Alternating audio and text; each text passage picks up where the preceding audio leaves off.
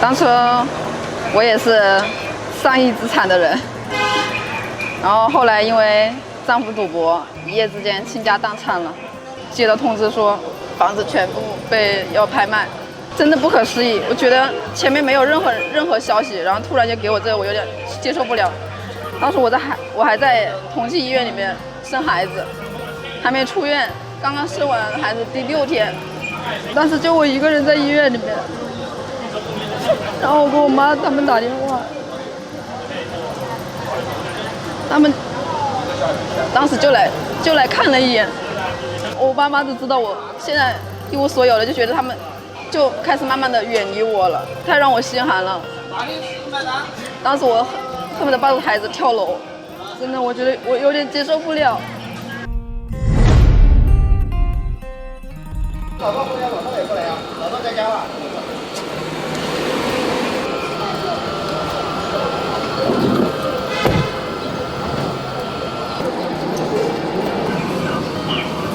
前面是2个炉子烤，今天没炭了。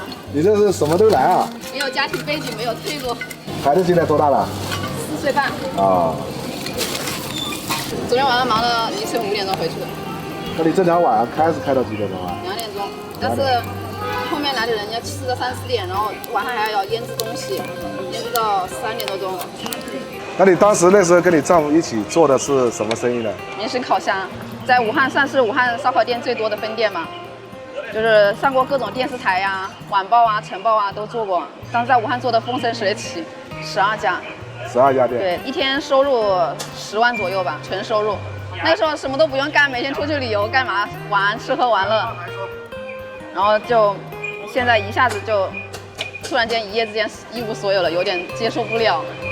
然后但是为了孩子没办法，孩子没有依靠，然后他又不见了，就自己想办法，然后找朋友帮忙去找个位置摆地摊，然后为了养活孩子，然后就这样慢慢的存了一点钱，然后就开始开店什么的，然后就一起慢慢就做起来了。我自己钱，我们家的钱全部都不在我手上，然后为什么被他输光了，就是因为这个原因，我没有掌控家里的财政大权。当时10几家店的时候，全部被他卖了。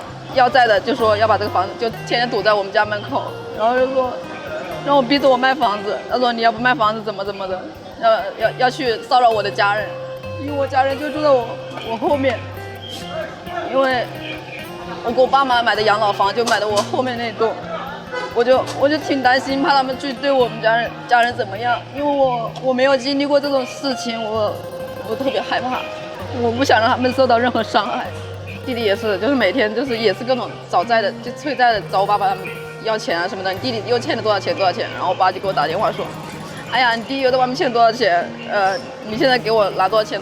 然后当时也是在我最困难的时候，在我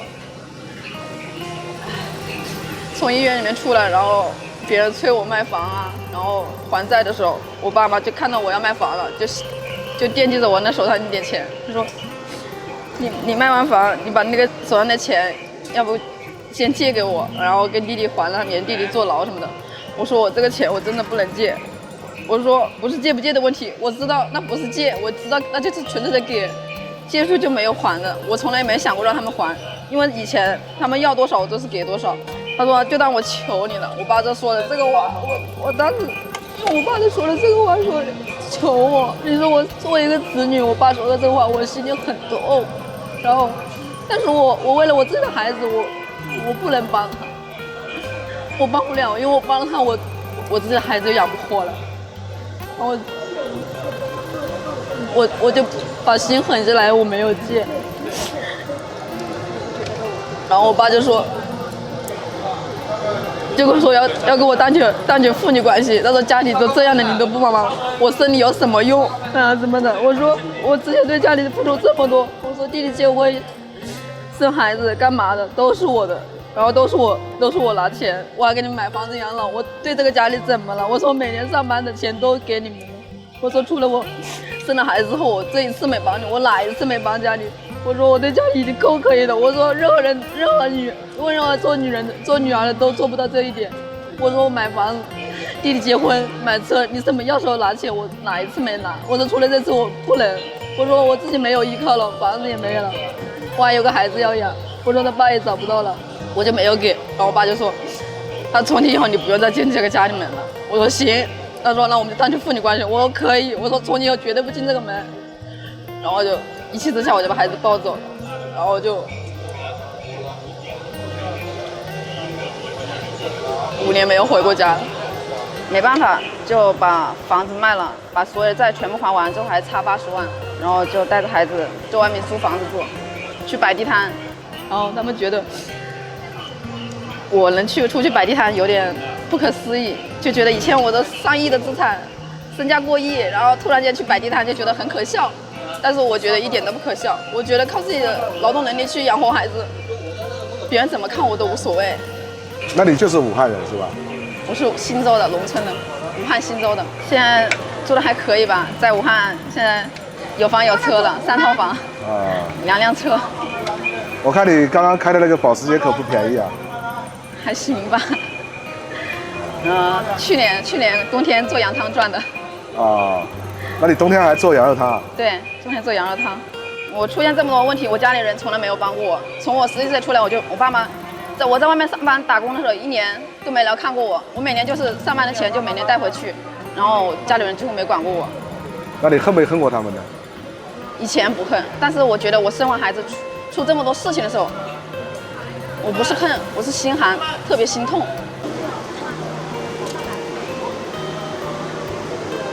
看每天这烟熏火燎的呢，谁受得了啊？但是没办法，比打工强。现在最大幸运就是每天能睡到自然醒，就是我最大的幸福了。每天就睡3-5个小时，每天一开门就直接炸锅了，就每天直接客人自己搬板凳搬桌子，就是我特别感谢这些客人们啊，就是我的粉丝，对我真的支持很大。我能有今天的成果，真的特别感谢我的粉丝们和身边的一些朋友。美女，这个叫什么菜？全虾宴。这里面放的是干冰哈。对。漂亮。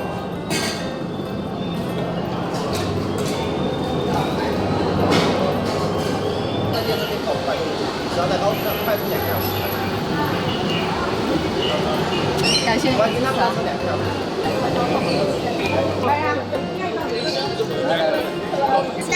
持。感谢你们支持啊！谢谢。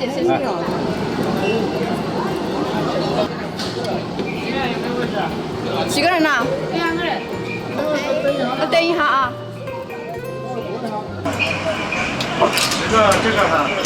这个就是金家呢在武汉非常火爆的这个海鲜烧烤，他们家呢也是我在网上啊无意中刷到的，感觉到这个美女老板娘啊这个创业的故事啊非常励志，所以我们今天专门跑过来尝一尝。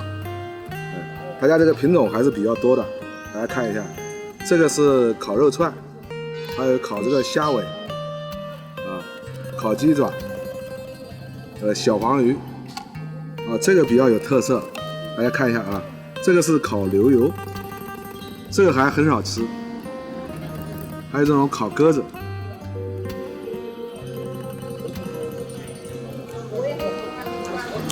它这个肉串呢可能是提前腌制过的，所以吃到嘴里面啊非常入味。因为我们的摄影师啊不怎么能吃辣，所以我就没让他放辣椒。这个吃起来就是那种咸香味的，而且外皮烤得很焦，很香。这个是龙虾尾。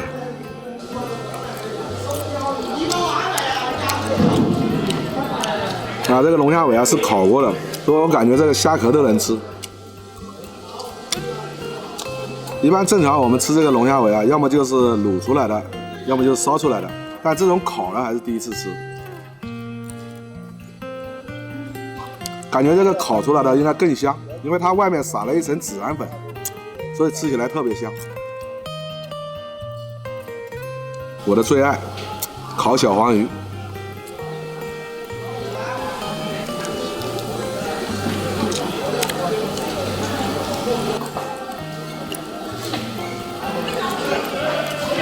它这个鸡爪是卤过再烤的，非常软烂。这家老板娘的故事啊，非常的传奇，而且非常的励志，从身价过亿，然后到一夜之间一无所有，现在又能东山再起。我觉得这个故事是非常励志的。我作为一个男人来讲的话，都不一定能做到。因为我们今天来的比较早，所以说我们亲眼看到的就是他从这个开门一直到现在就没停过，什么事都做，烧炭啊、穿串子啊，什么都干。现在他做了3个店，而且每家店的生意啊都比较好。